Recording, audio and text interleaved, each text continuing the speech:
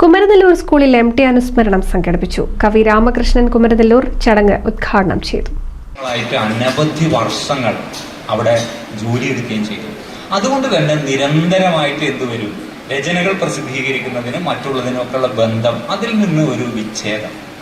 പിന്നെ സിനിമാ രംഗം, സിനിമാ നടനല്ലാത്ത ഒരാൾക്ക് ഇത്രമേൽ ഈ സിനിമയുടെ ഊറ്റം കിട്ടുക എന്നുള്ളത് അപൂർവമാണ്.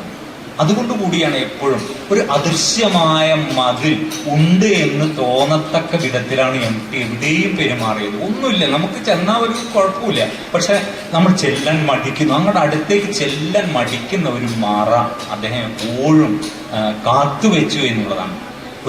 ഈ തീവണ്ടിയിലെ വരുന്ന സമയത്ത് ഉള്ള ഒരു ലെവൽ ക്രോസ് പോലെ ഒരു ക്രോസ് എപ്പോഴും നമ്മുടെ മുന്നിൽ ഇങ്ങനെ ഇട്ടുകൊണ്ട് സഞ്ചരിച്ച നടന്നു നീങ്ങിയവരാണ്.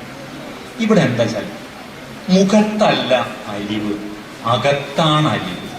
അതാണ് അക്കിത്തത്തിന്റെ കാര്യത്തിൽ അത് മുമ്പ് പറഞ്ഞു. അക്കിത്തത്തിന്റെ മുഖത്താണ് അലിവ്, അകത്തും അലിവുണ്ട്. ഇവിടെ അകത്തെ അലിവ് മുഖത്ത് പ്രകടിപ്പിക്കാത്ത ഒരാളാണ്.